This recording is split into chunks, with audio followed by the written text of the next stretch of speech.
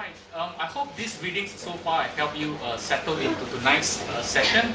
I like to actually say a few words about writers today. They are both very close to me in artistic point of way because I don't actually keep track of people. You know, if you realize I kind of like to live reclusively as well.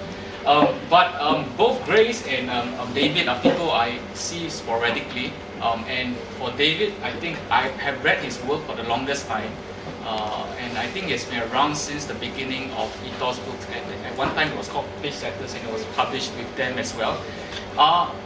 Yet, you know, I never really put a finger on who this person is. For the longest time, I was also one of those people who thought that it could be him.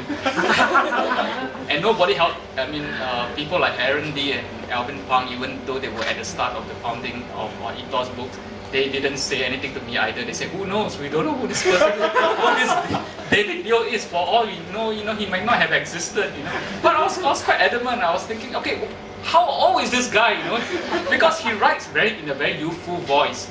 And yet there is very little hang-up, I mean, Grace will know this. All those of us who wrote at the time in the 90s, and we were published at the time, we had our own issues with Singapore. We have our own issues with living in Singapore and growing up in Singapore.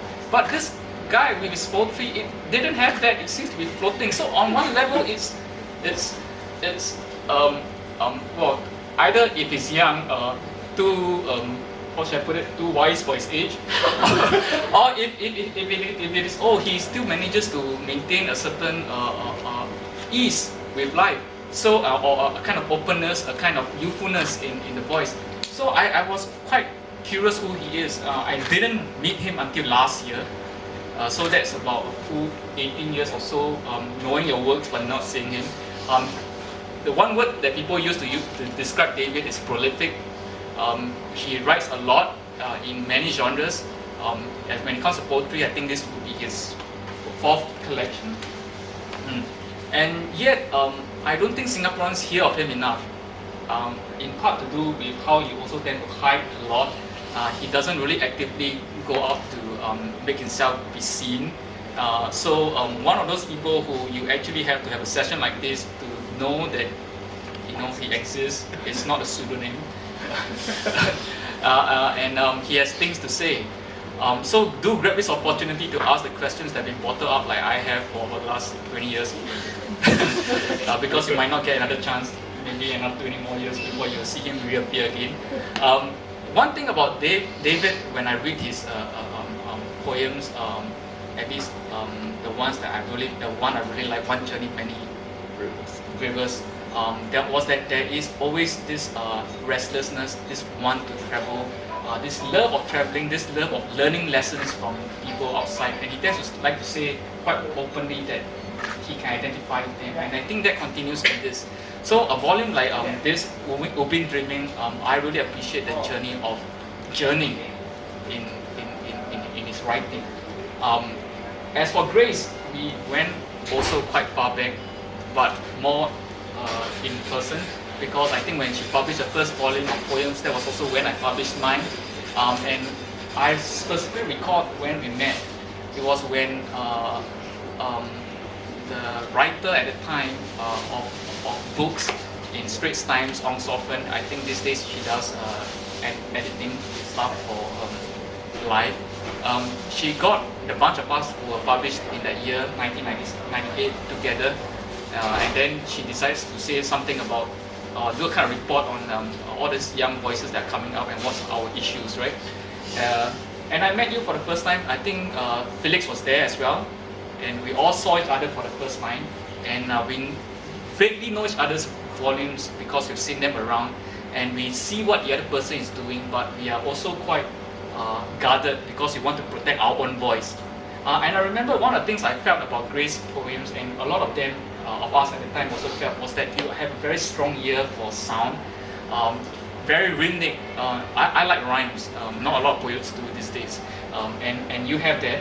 And also you have a very interesting angle on life, very edgy, and for that to have come out, of course at the time it's not new, but to have it from a woman's angle is different. Now I know some people say, yeah, woman, men, no difference.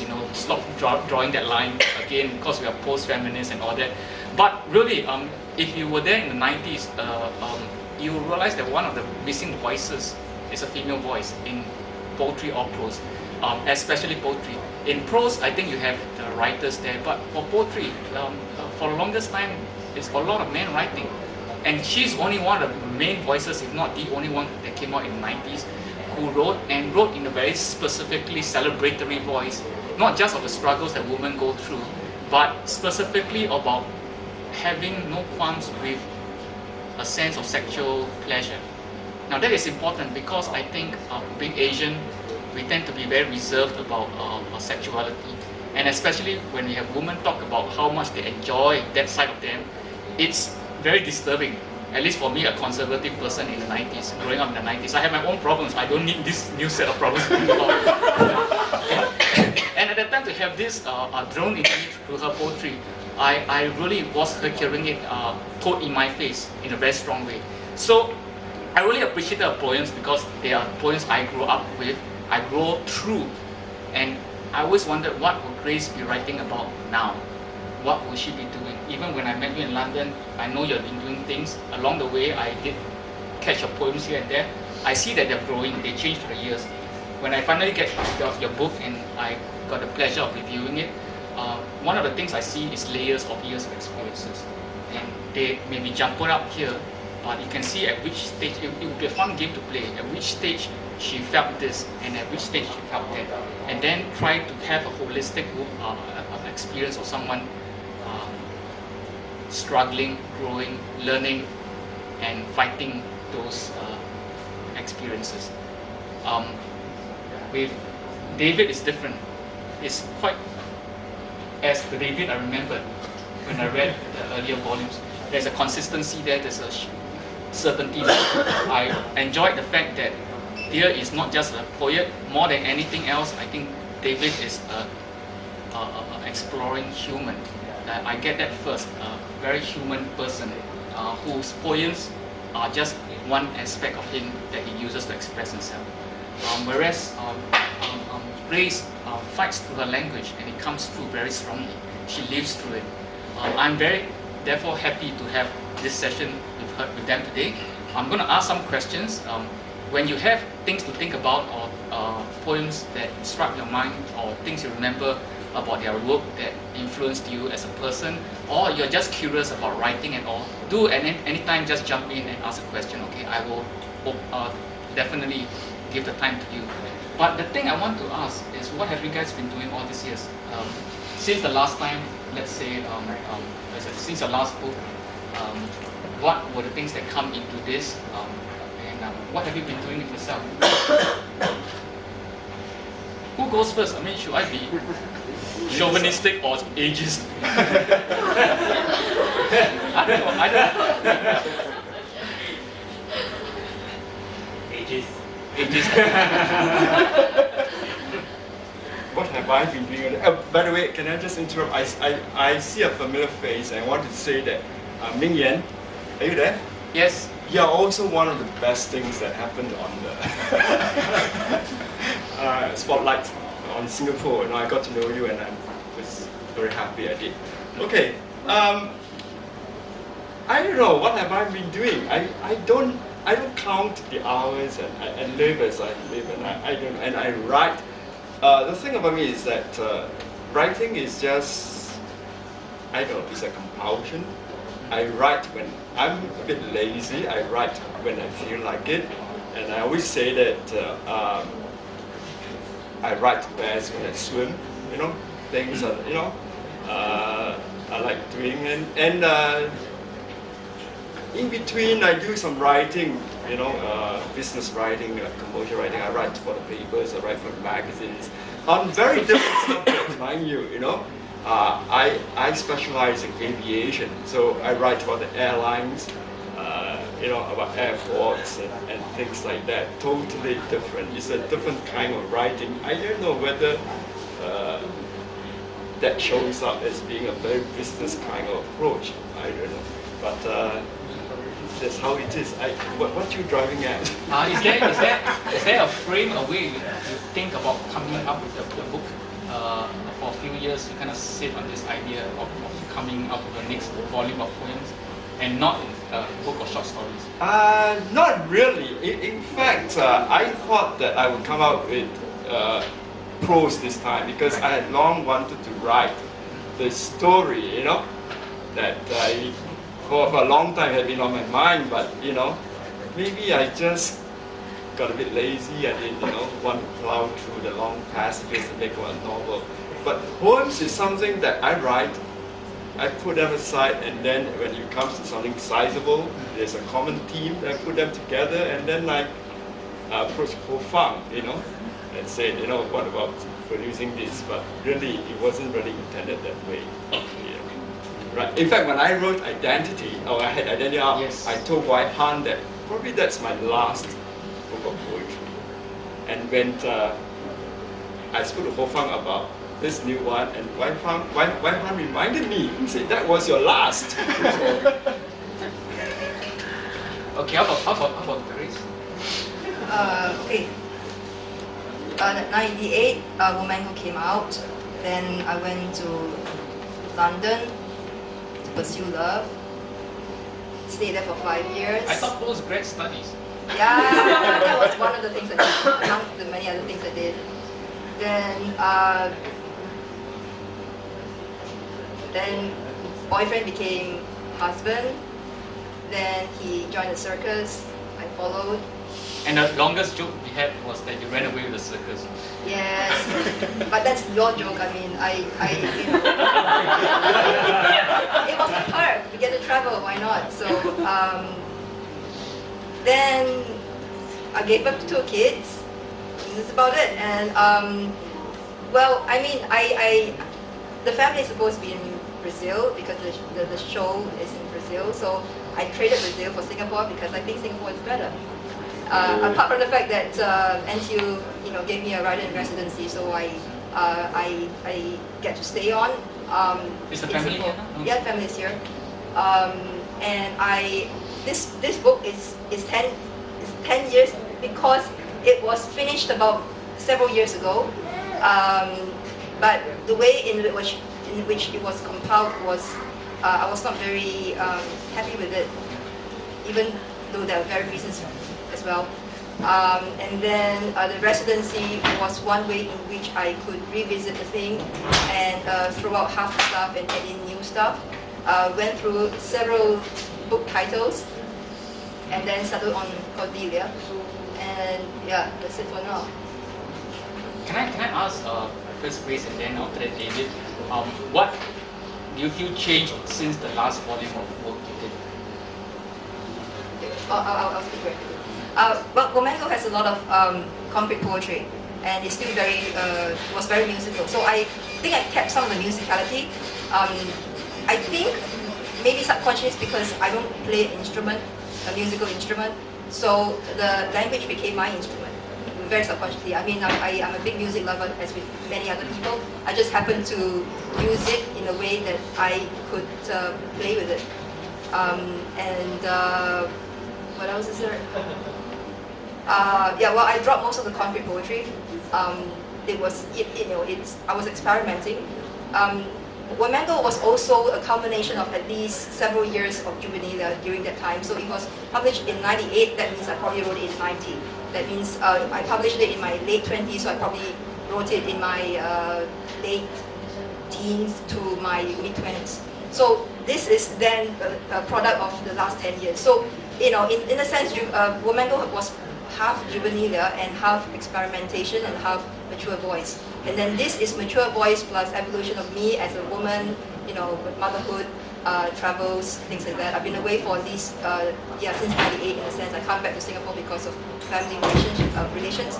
So, I mean, each book is an evolution of my personal identity, my personal politics, and my issues that are important to me.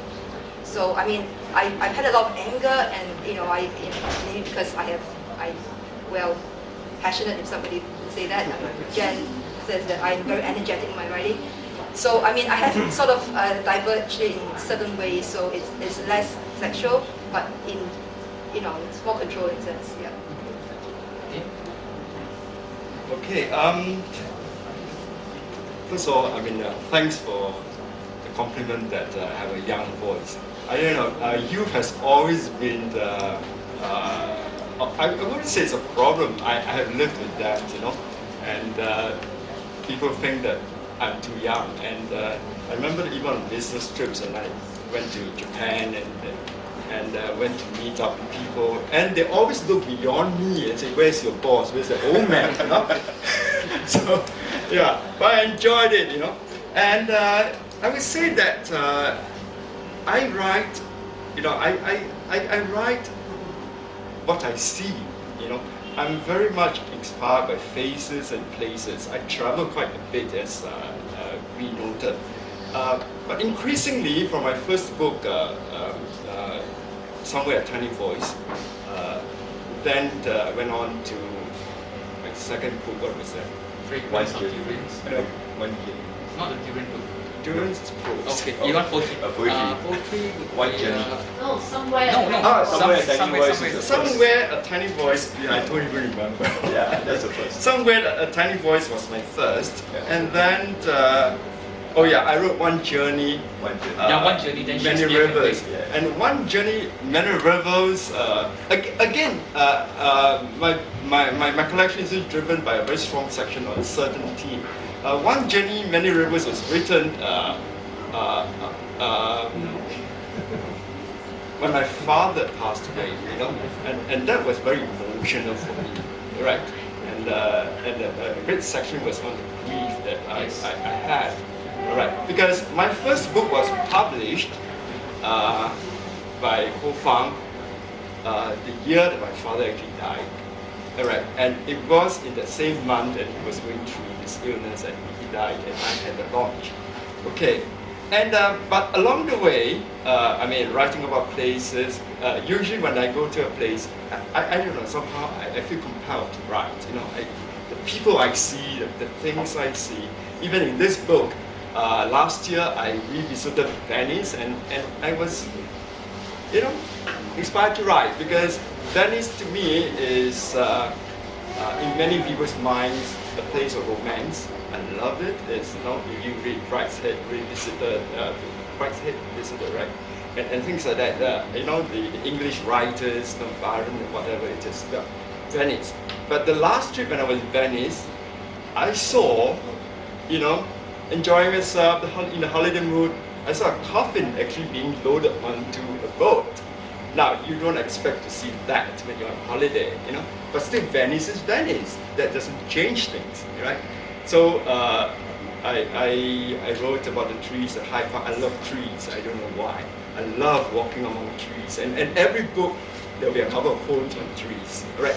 But increasingly, I find that from the second collection to the third, I begin to grapple with the Singapore identity. You know, what is the Singapore identity? So I wrote a fair bit about that. Never able to put fingers on it. Right? And even in this book, I think there's a bit about it. You read like Kaya Toast, you know. How do you describe your struggle with your Singaporeanness? I am very much a Singaporean in that sense that, you know, I mean, you grew up here, you have values, you know, and wherever you go, that's with you, right? And maybe I don't know. I'm not as outspoken as some of the people here, you know. I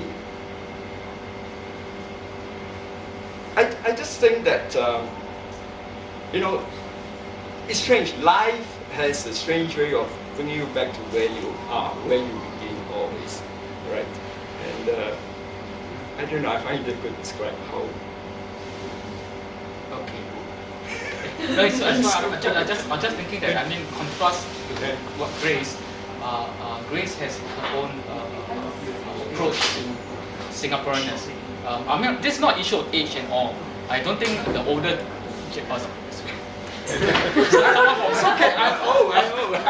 Someone a few years earlier, or I mean, would have been more comfortable with being called Singaporean than someone who is born later, or late 90s and all. I don't think it's an age thing, because I know some younger writers are also these days very comfortable with being Singaporean. But how in that sense, my question specifically is, how is your own relation with this part, and how does it come out in your writing? I mean, Grace will get this same question also. Who's more ready to? You mean what is how do I feel about Singapore? Yeah, in your poetry. How does it come out in your poetry? My relationship with home. With home. Okay, if you talk about Singapore or home, it's two different things. Yes. Right? Because for 7 years, I was living like a nomad with my spouse and my 2 kids. So that's my family, that's my home. So my home is literally from hotel room to service apartment. For every 2 months, we're in a different city or different country. So initially, before that, I was with my loved one in London. So I had that post-colonial withdrawal symptoms for Singapore. Missing Singapore, thinking it's the best. And then when you come back to Singapore, think it's shit, and then go back again, back and forth. You know, you keep having this dichotomy of the relationship of loving and hating your country, loving and hating your new city. Then as the years go on and I keep traveling, and because the wanderlust is very strong in a lot of us who think that home is not so good, so you travel and then you keep going and you keep looking for what a good home is.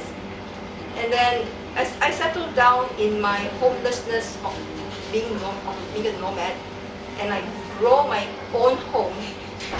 While my kids were born in different cities, they were conceived in different cities. I had gynaes that change every 2 months. Nobody knows my condition except myself. So it is a very frantic anxiety that I had to deal with, and I got used to the fact that, heck, you know, there is no real home except home my heart, home where my kids are, home where, you know, where the hearts are. That's a very simple thing. 4 walls, you don't need anything else. So once I got this concept that home, I don't have to look for it externally, that I feel within it myself, I'm very comfortable, very, very comfortable with feeling home anywhere else in the world. And I have gained this comfort through being a nomadic for so long. It's unbelievable being a nomad, because we literally have 10 to 14 luggage of toys, clothes that has winter coats to singlets to boots, leather boots and sandals, 4 seasons in the luggages. So once you have that, and you know that your babies are crying because they're packing up and they're going to a different city, it really confuses you. So by the time we absorb home into our minds, I no longer look for home elsewhere. If home, like Singapore, can give me a secure environment, I can make a living here, my kids are happy, it's great. If I can make them comfortable in God knows what city, it's great. I don't have this intense anxiety with my home.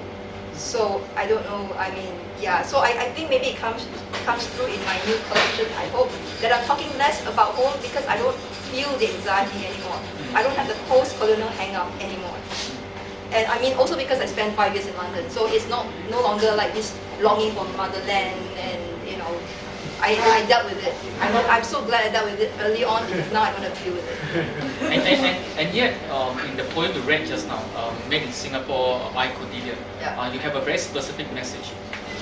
Yeah, well, I mean, educated person with master's degree, finding it difficult to find a job, cannot own a car, too expensive to own a car, too expensive to own nice apartments. I mean, you get pissed off. So, you know, that's my reaction to say, hey, where's my homecoming, man? You're supposed to lay a red carpet, come on. I did all that stuff, and then it means nothing. So I'm a bit pissed off with the situation that Singapore has become, that it's become so economically viable, so interesting, and then it's like, London, I can't afford this place.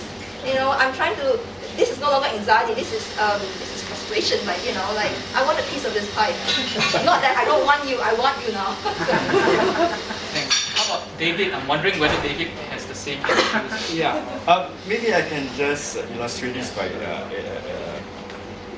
saying that in 3 stages of my life. Right?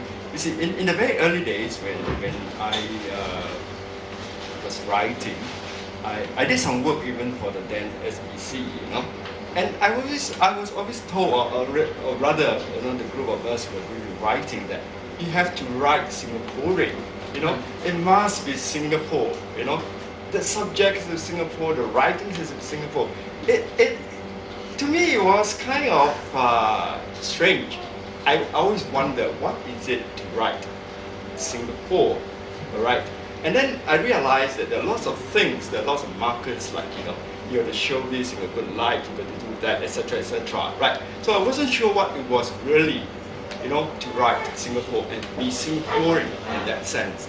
Then there was a recent phase when I was doing work for some companies here, and I went through a phase when I suddenly felt that, as I read the earlier poem about Raffles, you know, right, Raffles to me was somebody that I accepted, and I liked the guy, I would say, as a student, you know. And then people were saying that, no, he is not somebody we should look up to, you know. He is not the rightful founding father. Who is this Raffles, you know? Right? We should be our own bosses, etc. I didn't go to the face, but I stood outside and said, you know, does that make me any more Singaporean? All right. And then I went to Cape Town. Actually, when I was in Cape Town, I reflected on this and I asked myself, does it really even matter that you should be Singaporean here in Cape Town? You know what I mean or not? That's how it is. Even Isa here at home. Even Isa Kamari. Yeah. He was at home. Isa was the one, you know, one of the guys with us. You know, did you feel at home? Quite, yeah. To an extent. Yeah. And after that, you know that there are some things happening on a cultural level that I just cannot get in. I see. Any questions from anyone at this stage? Yes? I think you mentioned, Dr. Dwi, earlier on about the poets who started publishing in the 90s and Late they 90s. had their issues. I'm just curious what these issues were and whether or not Grace and David ever felt a sense that they shared these issues. Yeah. I'll specify that. I mean late 80s, 90s when I say that. Okay, because I think it's quite distinct. The early 90s writers that, or even late 80s, there's a certain color to them. There's a certain bag of issues that they deal with. But the ones that came later, I think, something else happened. David, you were writing slightly earlier already. Yes. In fact, I'm not sure when you started writing personally, before publishing. You seem to suggest that they both overlap, that the publishing spurred you to write more. Yes. But were you writing before publishing? I was in the business and said, hey, what about, you know, get started, what about publishing one of your works and all that, you know? And then it started.